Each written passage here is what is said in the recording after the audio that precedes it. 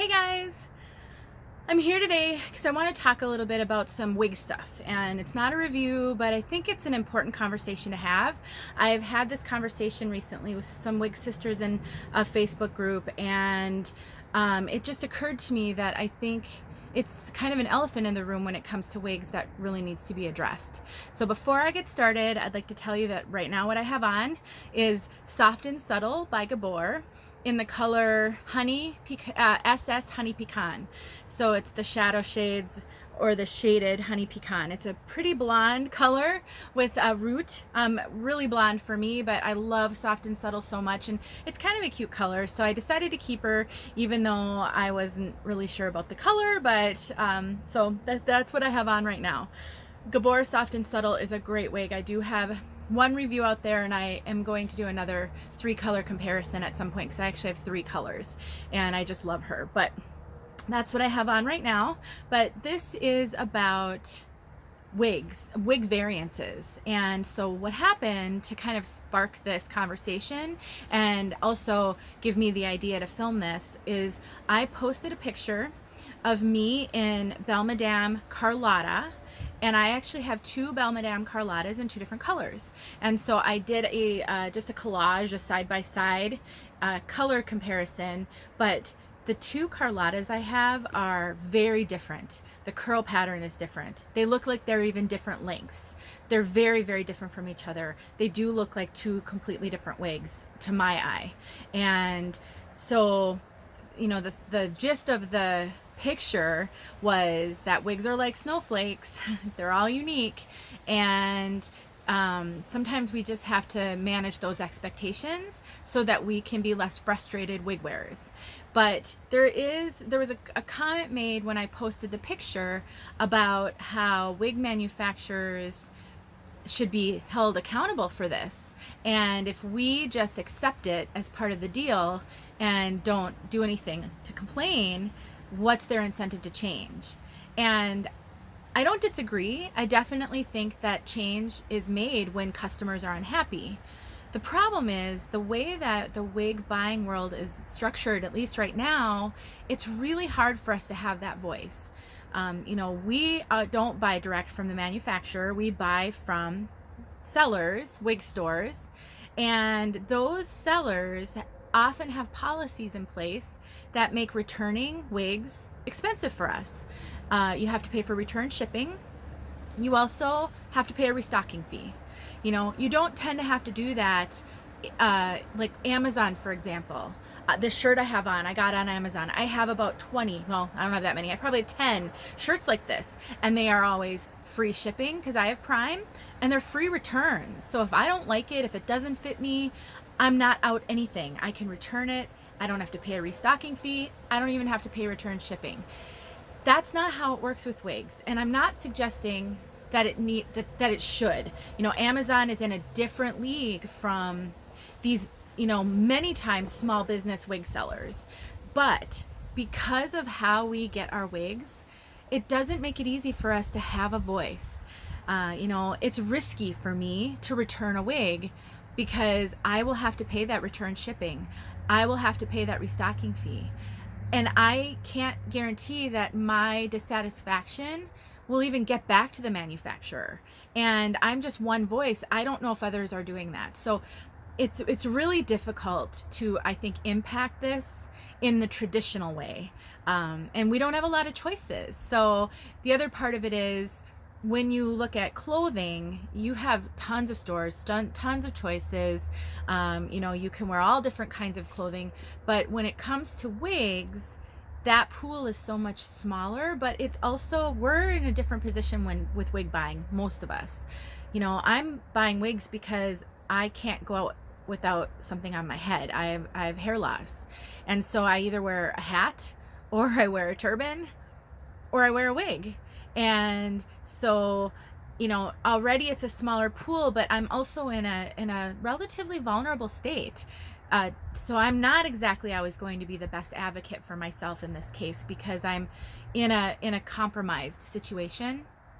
But I know that this is frustrating. It's one of the reasons I make videos, And also one of the reasons why I try, whenever I find a wig I like or have an opportunity to purchase a second of a wig, I do that when I can, because I think that is super valuable information. I can't change the wig manufacturer's manufacturing processes, but I can give good information to my wig sisters to help you make some good decisions. I can show what could happen when you buy more than one wig, and I can just tell the truth. And that is what I try to do. And I'm trying to get better at that as well, to be really blunt. So for example, I did do a video on the two Belle Madame Carlotta wigs. I haven't posted it yet. And so, well, I haven't as of me filming this video. Who knows when you're watching this if I'll have it out there yet or not. But I did talk about the differences. And I think I did say in the video, I don't think I'll be buying any more Carlottas. And I kind of thought about that last night, and I thought, oh, I wonder if I should have said that. But that's how I felt. It was honest. I'm not trying to bash Belle Madame, because they're not the only manufacturer. I have 3 soft and subtles, and while they are pretty similar, there are some differences. They're more similar than different. I think my 2 Belle Madame Carlottas look quite different. But I have 6 Girl Mono in different colors. They're all different from each other. So this is not a Belle Madame problem. It is a wig manufacturer problem. And I do see a difference in a mostly machine-made wig versus a hand-tied wig. You know, it's like any custom item that you might buy, there could be variation. Well, hand-tied wigs in essence are custom. And so I can understand there being variances in hand-tied. A wig that has, like the one I have on, is a lace front, that's hand-tied, and it has a mono part. That part's hand-tied. The rest of it is machine made, it's wefted.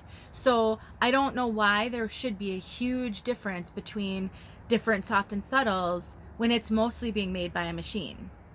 So, you know, I think we can use some common sense here, and I think it's okay for us to have these expectations.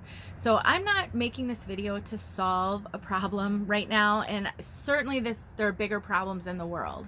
But I know that some of you watching this video are at your wit's end with wig buying.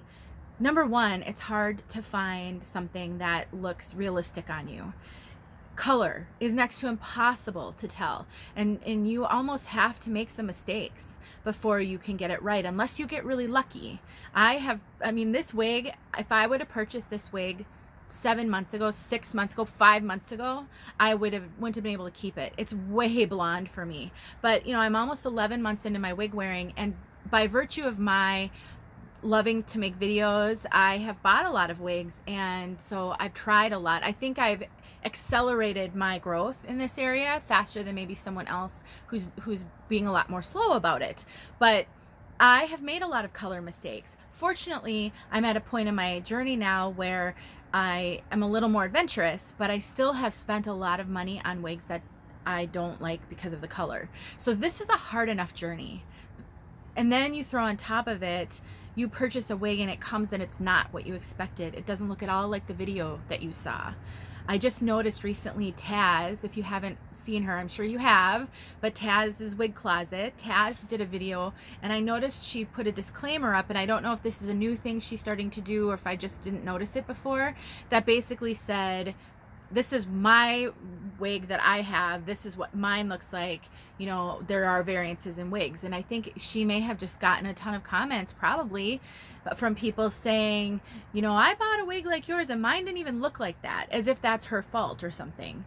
And, you know, I think that's the risk we run making these videos. I get on here and I show you a wig and I tell you how much I love it and I do all of this, and then when you get it, it may not look at all like mine.